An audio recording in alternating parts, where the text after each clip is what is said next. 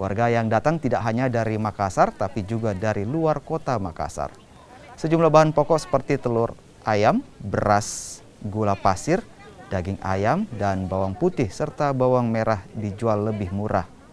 Begitu juga dengan minyak goreng kemasan. Gelar pangan yang dilakukan pemerintah Provinsi Sulawesi Selatan ini merupakan kerjasama dengan Kementerian Pertanian untuk menyambut bulan Ramadan. Selain di Makassar, gelar pangan ini serentak digelar di Bulukumba, Bone, Pinrang, Enrekang, Luwu, dan akan berlangsung hingga 1 April 2022.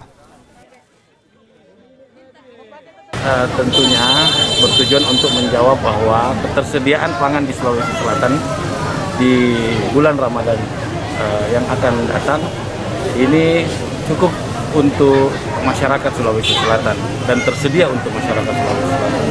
Justru kegiatan ini bekerja sama dengan Kementerian Pertanian, pemerintah provinsi, dan seluruh pemerintah kabupaten kota serta stakeholder terkait ya, seperti Bulog, perdagangan, dan lain-lain itu memang tujuannya untuk menyiapkan pangan untuk masyarakat khususnya Sulawesi Selatan. Adapun bantuan juga dari Kementerian Pertanian berupa gula dan minyak untuk masyarakat yang kita salurkan ke 24 kabupaten kota. Nah, tentu kita lakukan juga secara serentak dan bertahap ya. Nah, untuk menjawab kelangkaan yang ada. Dan kegiatan ini dilakukan serentak di 6 zona se-Sulawesi Selatan. Zona itu ada di Makassar, yaitu di Monumen Mandala ini.